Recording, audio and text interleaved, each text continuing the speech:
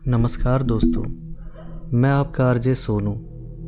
आज की कहानी एक कॉल सेंटर की कहानी है जिसे आशीष पटेल ने लिखा था। तो ये कहानी कुछ इस तरह है। सायापुर शहर में शांति कुंज नाम का कॉल सेंटर था। इस कॉल सेंटर में शहर के कई युवक और युवतियां, सफाई कर्मचारी, अन्य कर्मचारी काम करते थे। इस कॉल सेंटर में बहुत सारी प्रोसेस थी, जैसे कि मोबाइल के प्रश्नों के उत्तर के लिए, ऑनलाइन फूड ऑर्डर के बारे में प्रश्नों के उत्तर के लिए, सिम कार्ड संबंधित जानकारी और प्रश्नों, बैंकिंग सेवाओं से संबंधित जानकारी के लिए आदि प्रश्नों की जानकारी के लिए युवक युवतियां सुबह 6 से लेकर शाम को 7 बजे के बीच में काम करते थे। इस कॉल सेंटर में सबकी अलग अलग शिफ्ट थी। किसी की 6 से 9, किसी की 8 से 5, तो किसी की 9 से 6 आदि। सबसे अंतिम शिफ्ट थी 10 से 7 की। उसके बाद कोई भी काम नहीं कर सकता था।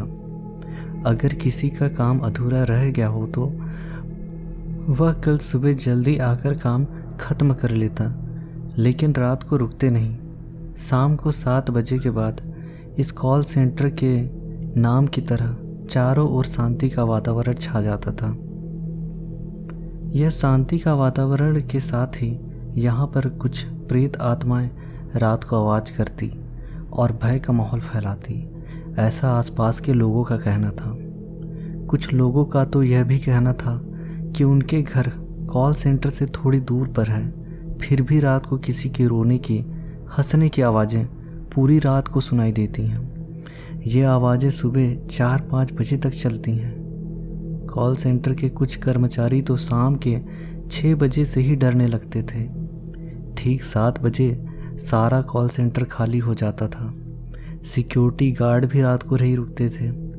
उनकी ड्यूटी सुबह से शाम तक की ही होती थी। रात की शिफ्ट ना होने के कारण इस कॉल सेंटर को काफ़ी नुकसान होने लगा। काम लगातार बढ़ने लगा और नौबत यहाँ तक आ गई कि इस कॉल सेंटर के मालिक ने अपना बिजनेस बेचकर किसी और व्यक्ति को दे दिया। उस व्यक्ति का नाम था मनोज कुमार। मनोज कुमार को पुराने मालिक, पूरे स्टाफ ने बताया था कि वह रात की शिफ्ट ना रखे, लेकिन मनोज कुमार ने उनकी एक नहीं सुनी। मनोज कुमार भूत प्रेत पे विश्वास नहीं रखते थे। उन्होंने कुछ कर्मचारियों और युवकों को रात की शिफ्ट में काम करने के लिए दुगनी तनख्वाह देने का वादा किया। दुगनी तनख्वाह के लालच में कुछ कर्मचारी और युवक काम करने के लिए मान गए। अगले दिन शाम को जब रात की शिफ्ट चालू हुई तब कुछ लोगों को डर लगने लगा, लेकिन दुगनी तनख्वाह के उत्साह में, लालच में सब काम में जुड़ गए। रात के ठीक 12 बज चुके थे।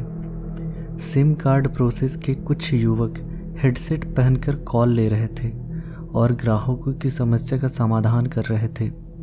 रात में कॉल्स लेते लेते एक युवक को भूख लग गई। वह खाना खाने के लिए नीचे गया। उस युवक का नाम था सुनील। कॉल सेंटर से काफ़ी दूर पर एक चाइनीज रेस्टोरेंट था। वहाँ पे सुनील ने चाइनीज ऑर्डर किया। थोड़ी देर में सुनील के पास एक दूसरा युवक आया जिसने अपना नाम विशाल बताया और कहा कि वह इसी कॉल सेंटर में रात की शिफ्ट में ऑनलाइन फूड ऑर्डर प्रोसेस में काम करता है। दोनों ने चाइनीज खाते खाते काफ़ी बातें की और फिर दोनों साथ में कॉल सेंटर की तरफ जाने लगे। विशाल कुछ देर चलने के बाद सुनील के पीछे पीछे चलने लगा। सुनील अपनी बातों में इतना मशगूल था कि उसको पता ही नहीं था कि पीछे कोई है भी या नहीं। कॉल सेंटर बस अब थोड़ी ही दूर पे था और सुनील ने पूछा, विशाल तुम सुन रहे हो ना? सुनील ने पीछे मुड़कर देखा तो विशाल तो वहाँ था ही नहीं। यह देख सुनील बहुत डर गया और जितना तेजी से हो सका वहाँ से भागा। बीच में उसको यह एहसास भी हुआ कि पीछे से कोई उसका पैर खींच रहा है, लेकिन उसने अपने आप को छुड़ाते हुए कॉल सेंटर की तरफ भागा। बस वो कॉल सेंटर पहुँच नहीं वाला था कि तुरंत उसको अपनी नज़रों के सामने एक भयानक चेहरा दिखाई दिया और उसको देखकर वो बेहोश हो गया। रात को सभी सिक्योरिटी स्टाफ डर के मारे सो गए थे, इसलिए किसी ने सुनील को नहीं देखा। अगले दिन सुबह कुछ कर्मचारियों ने सुनील को जगाया और बेहोश होने का कारण पूछा। सुनील ने रात की सारी सच्चाई बातें उनको बताई।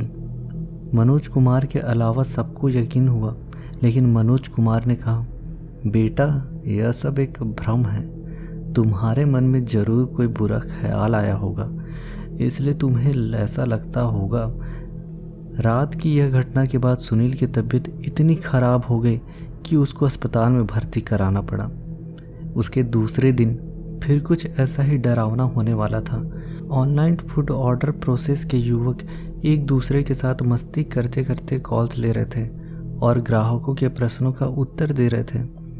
रात के ठीक 2 बजे समीर नाम का एक युवक वॉशरूम जाने के लिए अपनी जगह से खड़ा हुआ और वॉशरूम की ओर बढ़ा।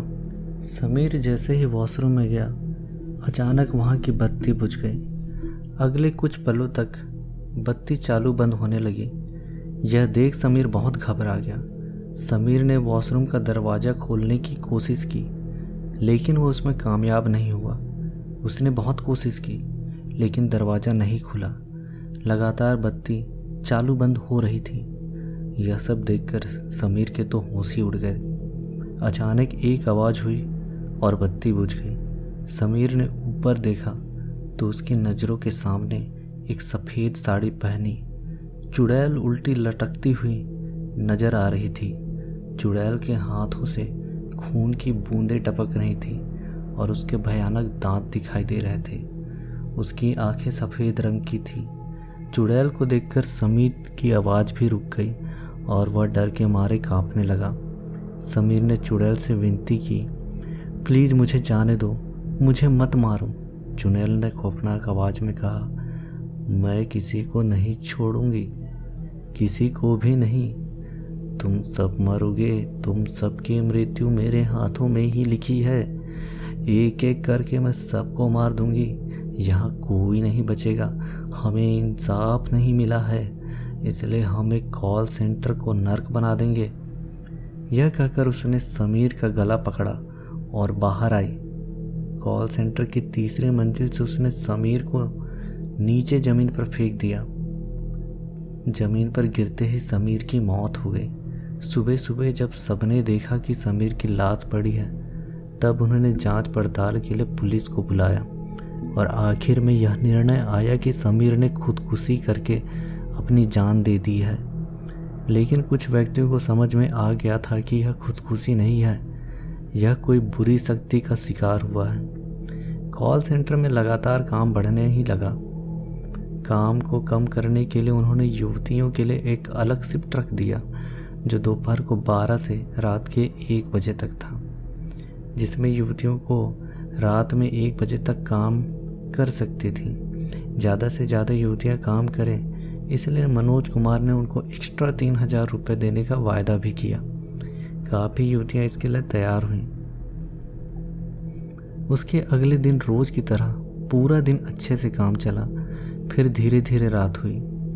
रात के ठीक 1 बजे थे। सिम कार्ड संबंधित प्रोसेस में एक युवती अपना आखिरी कॉल ले रही थी। उसने देखा कि बाकी सारी युवतियां काम खत्म करके जा चुकी थी और वहां तक कि उस वक्त प्रोसेस में कोई टीम लीडर भी मौजूद नहीं था। वो किसी मीटिंग में थे। वह युवती एक ग्राहक की नेटवर्क संबंधित समस्या का समाधान कर रही थी।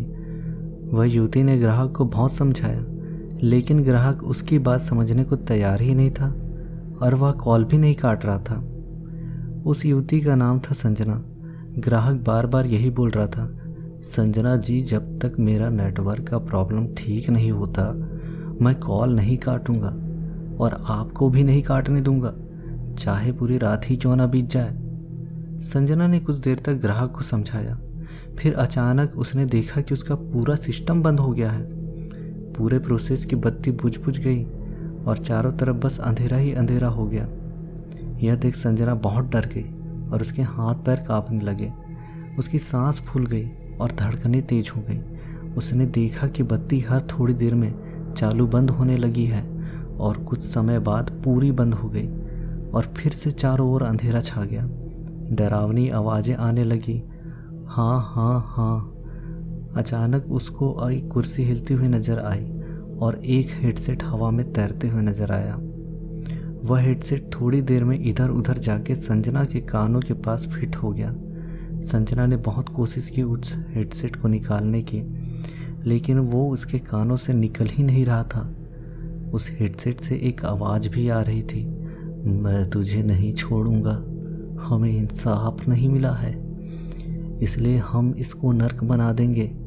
यह बोलकर वह भूत उसको घसीट कर ले जाता है और हेडसेट के वायर से उसके गले को बांधकर उसको मारने की कोशिश करता है। थोड़ी देर बाद संजना तड़प तड़प कर मर जाती है और भूत उस युवती को पास में ही पड़ी हुई रस्सी की मदद से पंखे पर लटका देता है। थोड़ी देर बाद प्रोसेस का टीम लीडर आता है।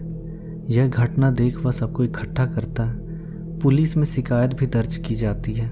आखिर में इसको भी पहली घटना की तरह खुदकुशी मानकर सब अपना काम करने लगते हैं। दोस्तों, ये इस कहानी का पहला भाग है। ये कहानी कैसी लगी मुझे आप कमेंट पर बताएं।